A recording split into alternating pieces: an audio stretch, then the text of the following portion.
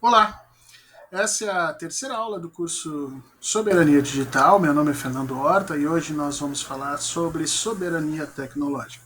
Vamos entender um pouquinho o que são essas palavras novas que surgem como algoritmo, inteligência artificial, o que elas significam no mundo digital e como efetivamente elas afetam a nossa vida, elas transformam o nosso mundo, são parte dessas transformações que chegam no século XXI. Então vamos entender como é que essas coisas efetivamente funcionam dentro desse mundo digital. Vamos falar sobre algoritmo, inteligência artificial e por fim, vamos ver os resultados dessas questões dentro da nossa vida. Então, o que é efetivamente um algoritmo? Gente, algoritmo não é algo novo, tá? É uma coisa que já existe na matemática há muito tempo. Né? Tá ali o conceito para você, significam procedimentos, rotinas, instruções sempre finitas, ou seja, o algoritmo sempre tem que ter um início e um fim, sobre como combinar dados. É mais ou menos assim. Muitas pessoas pensam o algoritmo como uma receita de bolo, e eu acho que na realidade é o contrário. A receita de bolo é uma forma de algoritmo. Né?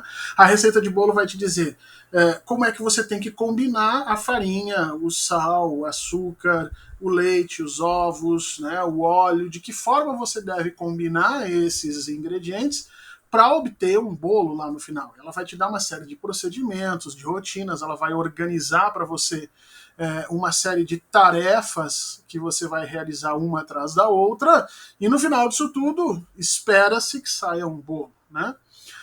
Isso é um algoritmo. Portanto, no mundo digital, dentro das nossas máquinas, dentro do seu micro-ondas, muitas vezes na sua televisão, no seu celular, nos nossos computadores, partes dos nossos softwares são, em grande medida, algoritmos, ok? Esses algoritmos eles têm uma função até o século XX, até o final do século XX, e elas têm uma função diferente a partir do século XXI. Tá? Até o final do século XX, esses algoritmos eles funcionam mais ou menos como essa primeira imagem que você está vendo aqui embaixo. Ela junta o input, que eram chamados os dados de entrada, realizam essas operações, né, que são definidas pelo algoritmo, pegue tal coisa, junte com aquilo, some, multiplique por não sei o que, junta com aquilo outro e tal, e essas operações vão te dar um output, vão te dar um resultado. Normalmente, esses algoritmos eram utilizados para pesquisa durante o século XX. O que significa isso? Você precisava, por exemplo, descobrir um determinado número dentro de um cálculo bastante complexo, então você programava esse cálculo dentro do computador, através de um algoritmo, e deixava ele rodando lá para te responder aquilo que você tinha pedido. Né? Esses algoritmos, portanto, eles foram se complexificando e no século XXI eles já operam muito mais conforme essa segunda figura que você está vendo aqui, ou seja, no século XXI, esses algoritmos não só são capazes de gerar novos dados, de testar novas hipóteses que você tenha colocado, mas também de propor alguns problemas. Olha que interessante. Por quê?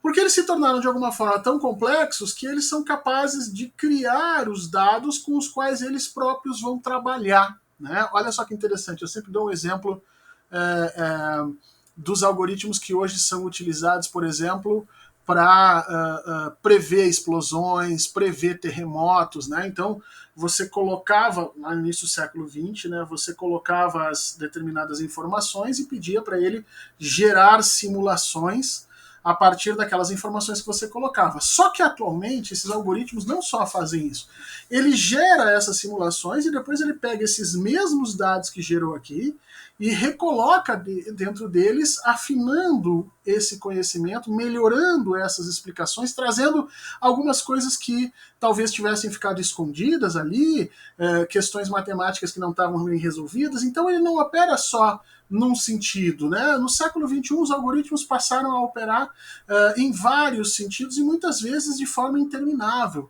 Então você tem algoritmos de internet que passam o tempo inteiro construindo perfis de pessoas ali dentro. Vai pegando as informações, vai construindo esses perfis, e esse processo não termina nunca. Ele se complexifica de uma determinada maneira que esses algoritmos chegam a gerar o que a gente entende por inteligência artificial. E aí nós vamos para o segundo conceito. O que é inteligência artificial? A inteligência artificial é uma tecnologia capaz de replicar algumas funções do intelecto humano. Não são todas, mas algumas funções do intelecto humano a partir de uma base de dados pré-existente ou uma base de dados construída por ela mesma. Isso aqui é importante vocês perceberem. Tá? Existem inteligências artificiais que funcionam em cima de determinadas bases de dados, e aí eu sempre dou o exemplo de alguns softwares que jogavam xadrez ali na década de 90, início dos anos 2000. Então se colocou para dentro desse software todas as partidas de xadrez que a humanidade já tinha jogado, e a partir dessas partidas, usando um determinado algoritmo, aquele software aprendia a calcular algumas coisas e te dava ali os melhores lances em determinadas posições. Mas ele sempre partia de partidas que já estavam, enfim, que já estavam colocadas ali. A grande novidade nos últimos anos é que você tem determinados algoritmos que se sofisticam a tal ponto que são capazes de aprender determinadas rotinas. Por quê? Porque o algoritmo lança essas informações e traz essas informações de novo para dentro do próprio algoritmo, refinando os seus próprios cálculos. Nós tivemos agora há pouco a invenção pelo Google, por exemplo, de um algoritmo que aprendeu a jogar xadrez sozinho, sem bases de dados de partidas anteriores, nem nada. Simplesmente se colocou as regras do jogo de xadrez dentro desse algoritmo e mandou que ele jogasse com ele mesmo durante, sei lá, um dia, 2 dias. Ao final desse tempo, ele tinha não só aprendido como jogar xadrez, como ele ganhava dos programas de xadrez que tinham sido inventados por humanos. Né? Então, a inteligência artificial ela chegou a determinado ponto de realização dessas tarefas em forma de algoritmo que ela acaba refinando e melhorando as próprias tarefas que inicialmente ela tinha sido colocada para resolver. Né? Isso causa um certo espanto, um certo medo na população a respeito do que sejam essas inteligências artificiais. Então, vamos começar dissecando elas um pouquinho. Olha só, primeiro, a inteligência artificial não é propriamente inteligente, tá? Porque ela não cria nada. Lembra que você precisa colocar os algoritmos, as regras dentro dela, né? Tem gente que usa a inteligência artificial para, por exemplo, trabalhar cenários de terremotos, para compreender melhor buracos negros. Então, o que você faz? Você coloca dentro dessa inteligência artificial uma série de equações, né, que são conhecidas da física, portanto, não é a inteligência que criou essas equações, você coloca dentro dela, ela gera determinados dados, a partir daí ela pega esses dados, testa novamente, a partir dos algoritmos que você coloca lá dentro, pode gerar novos cenários, né? Em alguns casos, ela inclusive é capaz de te propor alguns novos ajustes para que os dados que você evidentemente está buscando sejam conseguidos de forma mais fácil. E isso é que acaba se chamando inteligência artificial, porque ela é capaz de gerar esse bloco de dados e depois trabalhar em cima deles para testá-los e verificar qual é os tipos de relação que você pode ter e te sugerir, inclusive, algumas mudanças específicas aqui e acolá para que você chegue aos seus objetivos anteriormente. Só que, de novo, ela não cria nada, né? Ela apenas executa funções que você colocou ali dentro. Né? E ela também não é totalmente artificial, e aqui é a segunda questão. Né? Ela não é totalmente artificial porque ela depende da programação de seres e de regras por seres humanos. Né? Ela não está descolada do mundo. Então, a gente brinca que ela não é nem inteligente porque ela não cria, nem artificial porque ela não é efetivamente descolada da humanidade. E isso cria toda uma caracterização para essa inteligência artificial que é importante você lembrar na hora que você trabalhar com isso. Porque atualmente se usa muito as inteligências artificiais para esconder os seres humanos que estão por trás delas, né? Então você está falando lá, por exemplo, se criou uma inteligência artificial para funcionar dentro das redes sociais, e essa inteligência artificial, e você vai pegar essa notícia, ela está no jornal, essa inteligência artificial, depois de, eu acho que uma semana, por aí, de interação nas redes sociais, ela tinha se tornado tremendamente machista, racista e até com traços nazistas, de tal sorte que o próprio Facebook foi lá e fechou a inteligência artificial. Né? Agora, olha só como foi construída essa linguagem. A inteligência artificial se tornou racista, mas parece que é uma coisa que saiu, né, de dentro dela.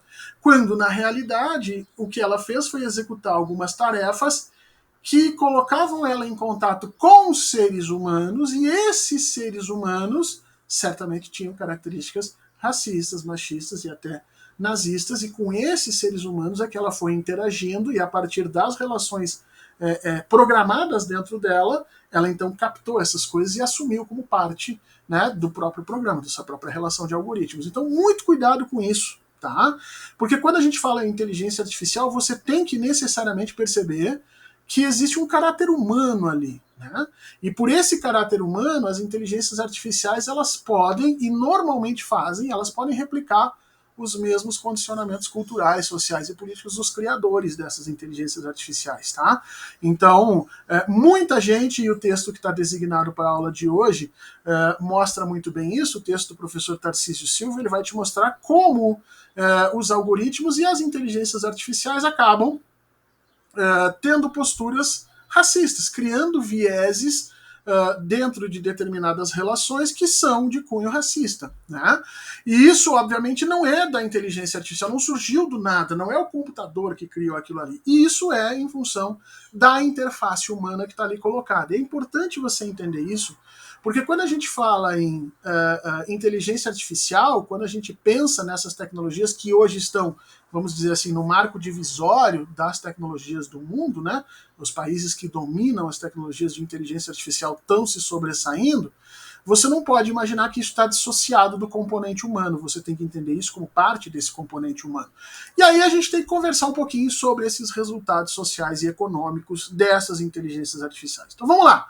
O primeiro resultado, né? Nós temos uma reprodução do mundo material, daquele mundo que nós sempre conhecemos, para dentro dos espaços digitais. Então, quando a inteligência artificial começou a se relacionar com aquelas pessoas dentro das redes sociais, aquelas pessoas eram racistas, eram machistas, eram nazistas, e isso foi transportado para o mundo digital, né? Então, os preconceitos, o racismo, os erros e até mesmo os objetivos humanos passam a ser parte, então, desse mundo digital que você está ali percebendo, né? Então, esse é o primeiro ponto.